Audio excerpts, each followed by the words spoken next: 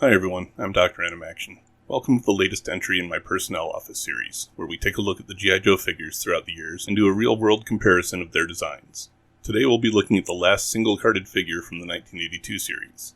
Well, kind of. As a special bonus, this one's going to be a 2-for-1. We'll actually be looking at the last two carded figures, as they're very similar to each other. After this one, I'll move on to the vehicle drivers for the year before we move to 1983. Remember to check my Discord, writing, and Etsy, and keep your eyes open for a State of the Channel video in the next day or two as well. That's plenty of self-marketing for this one, though, so let's go ahead and take a look at 1982's Cobra and Cobra Officer.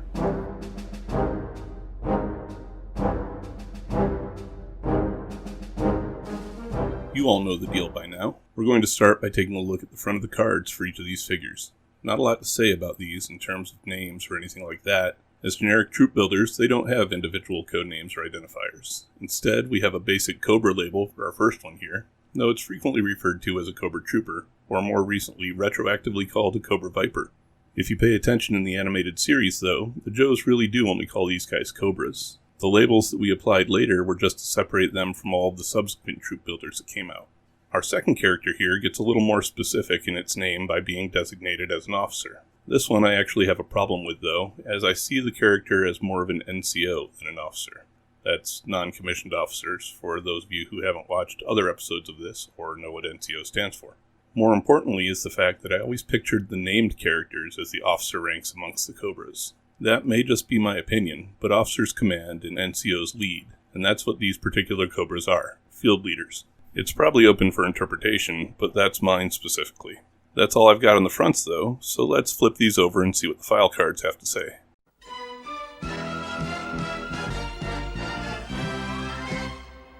Starting off, we see the codename for the first character listed as The Enemy. It's G.I. Joe against Cobra, the enemy, fighting to save the day.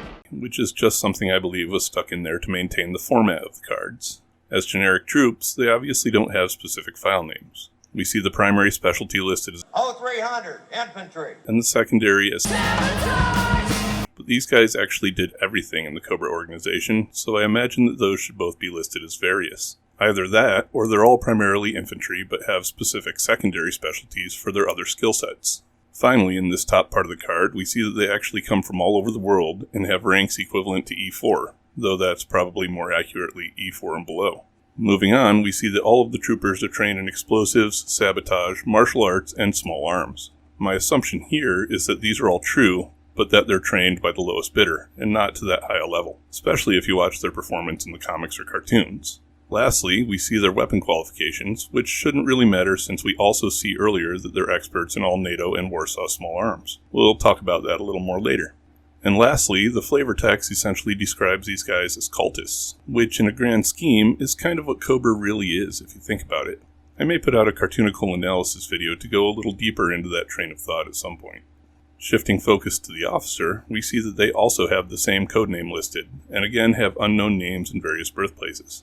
They also have infantry listed as their primary specialties, reinforcing the assumption that all Cobras are infantry first and have a specific specialty second, which in this case is listed as artillery and intelligence.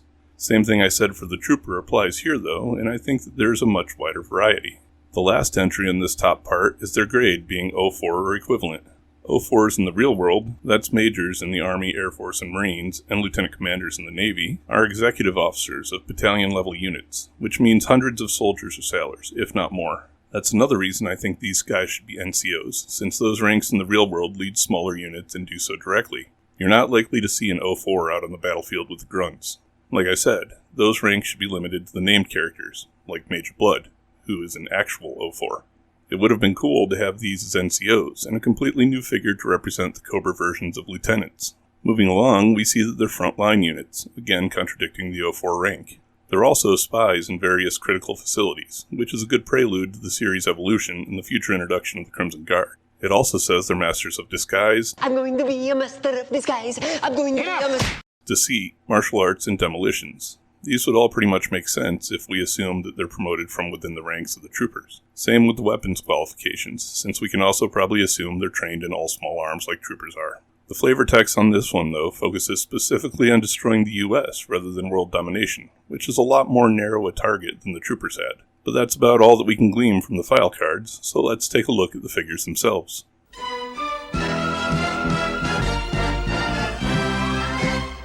Starting as we do with the molded features, let's look at the Trooper. This character has the first instance of something that I feel is a very significant component of combat gear, knee pads. Infantry spend a lot of time on the ground, crawling, taking cover, waiting. Most of it involves putting our knees in the dirt. That hurts after a while, so knee pads are great for saving yourself from all that discomfort. More characters should be wearing them. He's wearing those same boots that we've seen throughout the year that look more like tanker boots, so I'd like to see him in something a little more flexible to help facilitate that aforementioned kneeling and crawling. Proceeding up the legs, the figure has a molded pouch on one side containing who knows what, and a knife on the other. The knife is interesting since it appears to be based on the real-world British SAS dagger, just with a custom head. It's a very recognizable knife, especially with the ribbed handle and double-strapped sheath, and it's really well done on the figure. Continuing up, we get an LBE of sorts with pouches on the belts, padded suspenders, which make wearing a rucksack more comfortable, and what looks like a flare gun, which is kind of an odd choice. The real military doesn't really use flare guns, as our flares are self-contained in disposable tubes, and therefore mean less gear to carry. He also seems to have a couple of extra rounds for that on one arm, though you wouldn't want those on the front of the bicep where they could affect your range of motion, or accidentally be set off if you catch a bullet there. They'd be more likely to be on the outer arm. The other side has something on it that I've never really been able to identify. It doesn't have the contouring of brass knuckles and looks more like a ripcord handle from a parachute. Looking at it today with a more critical eye, I'm more inclined to say it's a spool of wire. Maybe it's a garrote or something of the like. He's also wearing gloves, which is pretty infantry accurate. They don't wear these in the cartoon though for some reason. The uniform itself essentially consists of dungaree pants and a sweater, which I've stated with other characters isn't a great tactical choice, and it's topped off with a helmet and a balaclava. The helmet's not too bad, other than being too form-fitting in the front and likely to break the bridge of the wearer's nose. It also probably needs a chin strap, unless you want a battlefield full of knocked-off helmets. The mask should probably be a full-head balaclava so it doesn't slip down, but we know from the cartoon that it's just a lower face mask, which would most likely not stay in place very long once the wearer starts getting more active. There's some good stuff here, and some less so, but how does the officer compare? Well, we get the same uniform, boots, gloves, and dagger. Like the Trooper, he's also wearing an LBE, but he's got ammo pouches on his. If anyone were to have a flare gun though, it should probably be the leadership.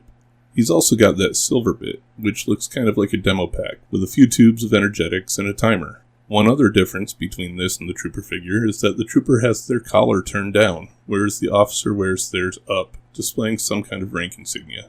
Unlike the helmet chevron, the collar looks like it has bars on it, which would indicate an officer. I have no idea what these guys actually represent though, giving those contradictions. And then we see the same mask and helmet as the Trooper, other than the insignia that the helmet has, which we've already discussed. The last thing I want to mention about this figure is the rather bright silver Cobra insignia on the chest. I personally wouldn't have incorporated this into the design if I were creating it, as it does a great job of identifying your leadership from a distance and makes a great target. Shifting to the accessories, both are real world, so that keeps up the trend from 1982 as well. The Trooper is especially dangerous though, as they come with a Russian SVD Dragunov sniper rifle. This thing is a semi-automatic rifle with a range of around 800 meters fed by a 10 7.62mm round magazine. In the real world, you'd never have an entire infantry force equipped with sniper rifles, since it's just not practical. I will say that the thought of one is pretty scary though, especially for opposing infantry forces. There's nothing that freaks an infantryman out more than the knowledge that there's a sniper on the field, and they're one of the most dangerous weapons the military can deploy. These particular troopers would pose a much bigger threat than anything we saw from them in the comics or cartoons. And 10, I don't want to see any mention of Fumbles the Sniper down in the comments. It's Fumbles. It was always Fumbles. Damn! The weapon that the officer comes with is a lot more practical for an infantry force, and probably one of the most famous rifles of all time, the Kalashnikov AK-47. This is the quintessential bad guy gun, according to Hollywood, likely based on the fact that it's a standard issue rifle for Russian forces during the Cold War, and the weapon most frequently used by the North Vietnamese army during that war. It's a good choice for a main combat weapon too, as it fires a larger round than an M16, with a 7.62mm instead of 5.56. It also requires less maintenance and is far more reliable. People familiar with the weapon like to say that you can submerge it in mud, pull it out a year later, rinse it off, and it'll fire just like it did when it was brand new. Using easily identifiable Russian weapons for these couple of figures was an obvious Cold War choice to indicate bad guys, but they do make a lot of sense in a lot of ways. That's it for the gear though, so how realistic are they as generic soldiers? I'd say fairly. I'd change the masks and give them larger helmets with chin straps, swap out their sweaters for a better uniform option, maybe swap out their boots as well, but I otherwise have no complaints about the design and loadout of either of these figures.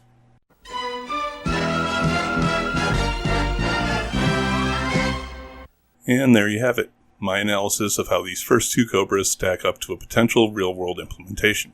We've got 4 more characters to go this year with our 4 vehicle drivers, and then we get into a potentially more interesting roster as the Joes start to diverge from standard uniforms and real-world weapons. I'm definitely looking forward to moving on to 1983. The next video is going to be a new entry in the Deep Dives, covering a series that's been a long-delayed special request, so look for that sometime shortly. I'm also working on the animated 90s in film, and started researching my next studio retrospective as well, so those will come out as I finish them. No set timeline there. I plan on the second episode of Dr.Animaction live soon, so watch for that as well. Don't forget to check all the things in the video description, and like, comment, and share the video. Thanks for watching everyone. Stay tuned, and stay tuned, as in cartoons. Later.